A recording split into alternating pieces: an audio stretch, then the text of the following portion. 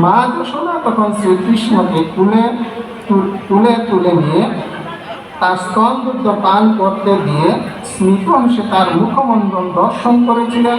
গভীর স্নেহে আপনা থেকেই তার স্তন থেকে দুধ স্খলিত হচ্ছিল, কিন্তু তিনি যখন দেখেছিলেন যে চুলার উপরে রাখা দুধের পাত্র থেকে দুধ উঠলে পড়ে যাচ্ছিল, তখন তিনি দুগ্ধ পানে অতৃপ্ত তার পুত্রকে পরিত্যাগ করে দ্রুত বেগে প্রস্থান করেছিলেন। যখন শ্রীকৃষ্ণকে দুধ পান করতে দিলেন মা যশোদা, তখন মা যশোদার চোখ পড়ল চুলার উপরে, সেখানে দুধ গরম হচ্ছিল, তখন দুধ উঠলে পড়ার উপক্রম হচ্ছে। তখন মা যশোদা করলেন কি, শ্রীকৃষ্ণকে কুল থেকে নামিয়ে তিনি সেই দুগ্ধ রক্ষার জন্য তিনি সেদিকে চলে গেলেন। কৃষ্ণ তখন অত্যন্ত ক্রুদ্ধ হয়ে তার অরুণবর্ণ উষ্ঠদেশে দাঁত দিয়ে দংশনপূর্বক কপট অশ্রুপাত করে একটি পাথরের টুকরো দিয়ে দধি মন্থনের পাত্র ভেঙেছিলেন।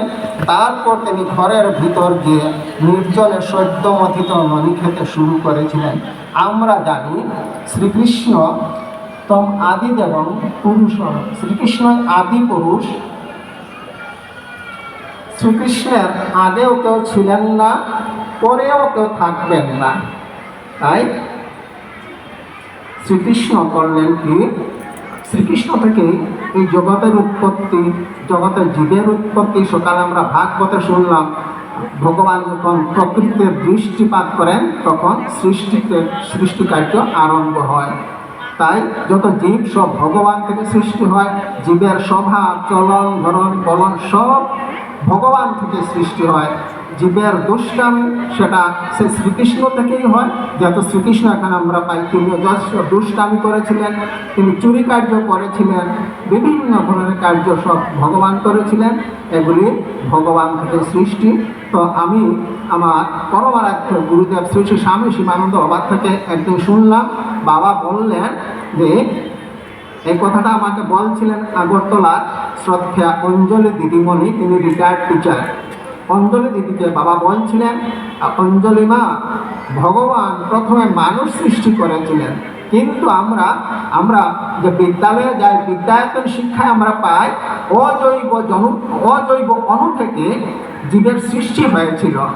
আজ থেকে ধরেন প্রায় 1700 কোটি বৎসর আগের কথা। সেটা একটা বিজ্ঞান একটা সময় দিয়েছে যে অজৈব অণু থেকে জীবের সৃষ্টি হয়েছিল। কিন্তু গুরুদেব বাবা বললেন অঞ্জলি দিদিকে, অঞ্জলি মা, ভগবান প্রথম মানুষ সৃষ্টি করেছিলেন।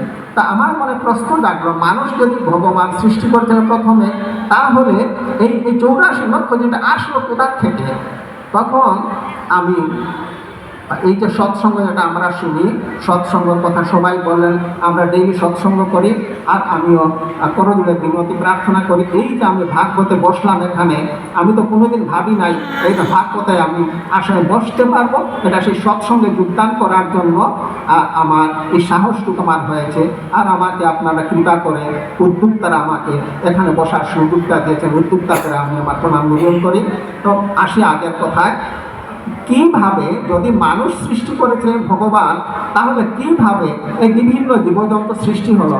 তখন এটা হলো বাবার থেকে জানলাম যে কর্মের ফল, কর্ম হচ্ছে প্রসব ধর্মী, কর্ম ফল দেয়। এই কর্মের ফল মানুষ ভগবান প্রথম সৃষ্টি করেছিলেন। মানুষের সাথে এই আমরা এখানে পেলাম শ্রীকৃষ্ণ দুষ্টমিও করেছিলেন, চুরিও করেছিলেন। ভগবানের এগুলি লীলা ছিল চিন্ময়।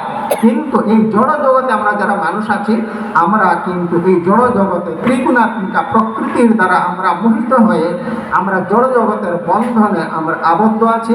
তাই আমাদের ফল ভোগ করতে হয়।